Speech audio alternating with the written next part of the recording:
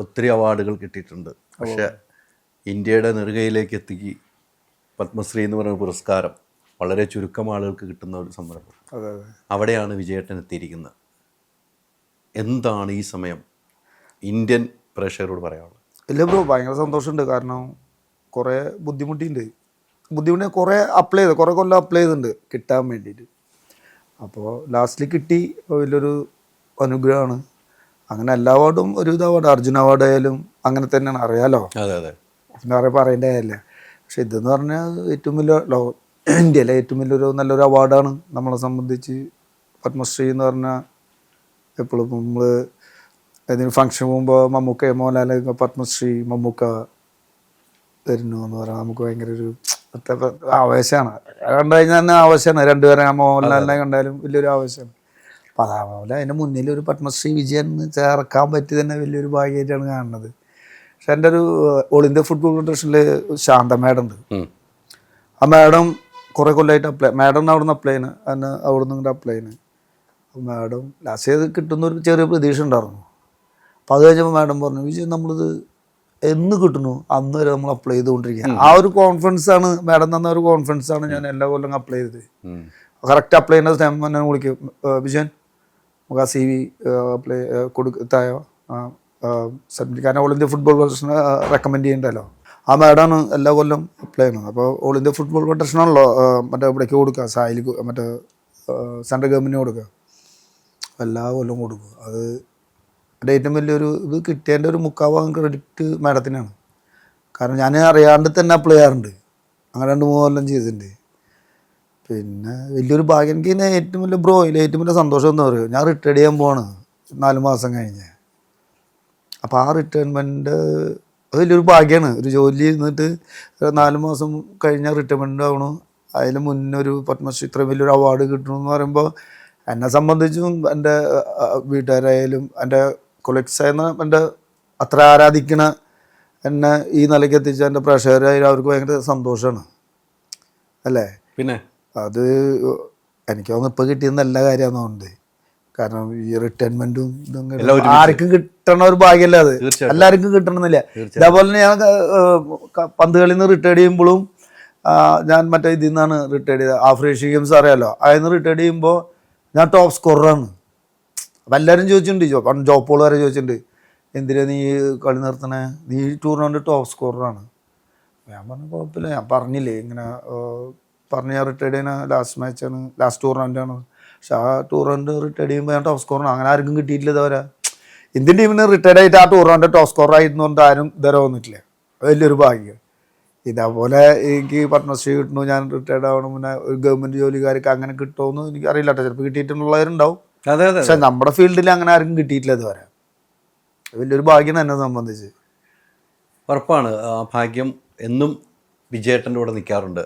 ആ ഭാഗ്യത്തിൻ്റെ ഒരു ഭാഗ്യം കൂടിയാണിത്. എനിക്ക് നമുക്കൊന്ന് പുറകോട്ട് തിരിഞ്ഞു നോക്കി പോകണം.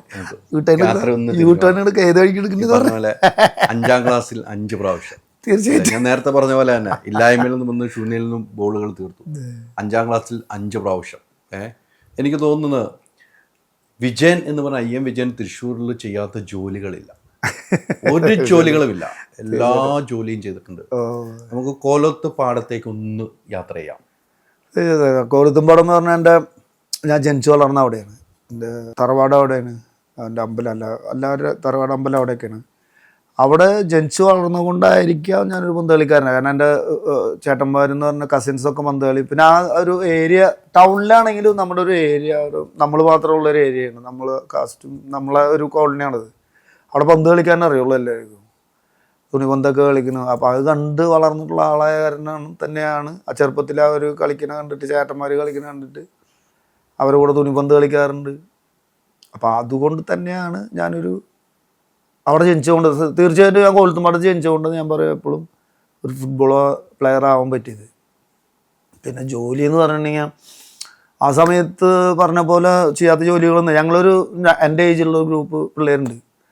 അപ്പോൾ നമ്മളവിടെ എന്താ പറയുക, ഈ കോഴീനെ നന്നാക്കാൻ പോയിട്ടുണ്ട്. ശോഭേച്ചി എന്ന് പറഞ്ഞത് ഇവിടെ ഒരു അവരുടെ കോഴി ബിസിനസ്. അപ്പോൾ കോഴീനെ നന്നാക്കാൻ പോയിട്ടുണ്ട്.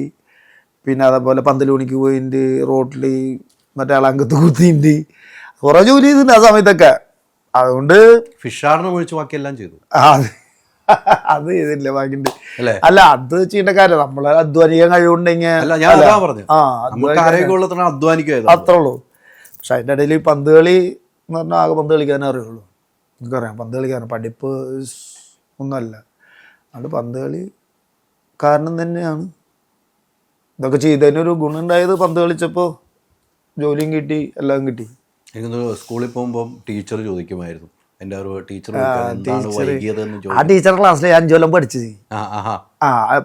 പ്രഭാതി ടീച്ചർ എല്ലാവർക്കും അറിയണം. പ്രഭാതി ടീച്ചറുണ്ട്, ടീച്ചർ ക്ലാസ്സിൽ 5 കൊല്ലം പഠിച്ചത്. അപ്പോൾ ആ ടീച്ചർ എന്നോട് ആദ്യം ടീച്ചറെ നാട്ടിലേക്ക് കൊണ്ടിട്ട് ഞാൻ തക്കിട്ട് കൂടി കേട്ടോ. അതുകൊണ്ടൊക്കെ ഇപ്പോഴത്തെ പിള്ളേരിനെ അടിക്കാൻ പാടില്ല അല്ലേ? അതെ അതെ. പക്ഷെ അതിൻ്റെ ഒരു സൈഡ് എഫക്റ്റ് ഇപ്പം ഉണ്ട് തീർച്ചയായിട്ടും അല്ലേ, പിള്ളേർ ഈ ഡ്രഗ്സിന് ഇതിന്. പക്ഷേ അന്നൊക്കെ ഈ ടീച്ചറും ഞാൻ മുണ്ടെടുത്ത് പോയ സമയത്ത് അടിച്ചിട്ട് തൊടൊക്കെ പൊളിച്ചിട്ടുണ്ട്. പക്ഷെ നമുക്ക് സ്നേഹത്തിന് കുറവില്ല ടീച്ചറോട്, അതേപോലെ തന്നെ സ്നേഹിക്കണമുണ്ട് നമ്മളെ, മനസ്സിലായില്ലേ? അപ്പോൾ ആ ടീച്ചർ എന്നെ അടിച്ചിട്ട് അടിച്ച്. അപ്പം എന്നോട് ചോദിച്ചു, നീ എന്ത് നേരം വൈകി വരണേ ചോദിച്ചു. 2 കൊല്ലം കഴിഞ്ഞിട്ട്, 1 കൊല്ലം ടീച്ചർ, പിന്നെ 2ാമത്തെ കൊല്ലം ആ ടീച്ചർ ക്ലാസ്സിന് തന്നെ. ഞാൻ വീട്ടിൽ ചോറും റെഡി ആയിട്ടുണ്ടായിരുന്നില്ല ടീച്ചറാ, അപ്പോൾ അതുകൊണ്ടാന്ന് പറഞ്ഞു. അപ്പോൾ എൻ്റെ അമ്മയ്ക്ക് എന്ത് തോന്നി? കാരണം അമ്മയ്ക്ക് ഇങ്ങനെ കൂലിപ്പണിയാണ്, ഇങ്ങനെ കുപ്പിയും പാട്ടും കല്ലാസൊക്കെ എടുക്കാൻ പോണാണ്. അപ്പോൾ അമ്മയ്ക്ക് പക്ഷെ ഭാര്യമൊന്നും ഉണ്ടായിരുന്നില്ല, തലേദിവസം പൈസ ഒന്നും കിട്ടിയിട്ടുണ്ടായിരുന്നില്ല. ആ ടീച്ചറിന് ഭയങ്കര സ്ട്രൈക്ക് ചെയ്ത് ടീച്ചർ. പിന്നെ എപ്പോഴും ടീച്ചർ ഉച്ചയ്ക്ക് ഭക്ഷണം കൊണ്ടുവരുമ്പോൾ ടീച്ചർ ഒരു പൊതി ചോറ് എനിക്കും കൊണ്ടുവരും, ഒരു പൊതിയും കൂടെ കൂടുതൽ കൊണ്ടുവരും ടീച്ചർ. അത് കൊണ്ടുവരും. കാരണം എന്താ വെച്ചിട്ടുണ്ടെങ്കിൽ അത് ടീച്ചർ ഭയങ്കര ഫീൽ ചെയ്തു അത് കേട്ടപ്പോൾ. ടീച്ചർ മോനും എൻ്റെ കൂടെ പഠിച്ചാനാ. ടീച്ചറിന്റെ മോനും കൂടെ പഠിച്ചിരുന്നു. ടീച്ചർ മോൻ രണ്ട് കൊല്ലം കഴിഞ്ഞിട്ടാണ് വന്നത്. അപ്പോൾ 2 കൊല്ലം പഠിക്കുമ്പോൾ അവൻ 5ലുണ്ട്. അപ്പോൾ അവനൊക്കെ ജയിച്ചു പോയി കഴിയുമ്പോൾ ഞാൻ 5ലുണ്ട്. എന്നിട്ട് ടീച്ചർ അപ്പോൾ എനിക്ക് ചോറും പൊതി കൊണ്ടുവരും. എനിക്ക് എന്നിട്ട് എന്നെ വിളിച്ച് ഇത്. പക്ഷെ അത് ഒരു നേരമല്ല കൊണ്ടുവന്നാ, ഒരു നേരം. ടീച്ചർ ഞാൻ 5ന്ന് പാസ്സായി പോണ വരെ ആ വർഷം എനിക്ക് കൊണ്ടുവന്ന് തീർന്നു. അതാണ്. പിന്നെ എൻ്റെ കളി കാണാൻ വരെയായിരുന്നു. പിന്നെ മനസ്സിലായി ടീച്ചർക്ക് ഇവനെ പഠിച്ചിട്ട് വലിയ കാര്യമൊന്നുമില്ല, അവനെ ഫീൽഡ് 12. പക്ഷെ എന്നെ ലാസ്റ്റ് പീരീഡൊക്കെ കൂടുകയും ചെയ്യും, 7സ് കളിക്കാൻ വേണ്ടിയിട്ട്. നീ പൊക്കോ ഇരിക്കുന്നു പറഞ്ഞാൽ 2 പീരീഡുള്ള കൂടും. അതുകൊണ്ട് ടീച്ചർ പിന്നെ എല്ലാവർക്കും അറിയാം, പ്രഭാവതി ടീച്ചർ എന്ന് പറഞ്ഞാൽ അത്രയും ഹെൽപ്പ് ചെയ്തിട്ടുള്ളത്. എനിക്ക് സ്കൂളിൽ നിന്ന് ഭയങ്കരമായിട്ട് ഹെൽപ്പ്, സ്കൂളിൽ നിന്ന് തന്നെ എല്ലാവരും ഭയങ്കരമായിട്ട് ഹെൽപ്പ് ചെയ്തായിരുന്നു തന്നെ. ഇപ്പോൾ റൂറൽ സ്റ്റേറ്റൊക്കെ കളിക്കാറുണ്ട് തന്നെ. അപ്പോൾ അഗർത്തലയായിരുന്നു കളിക്കാൻ പോകുമ്പോൾ.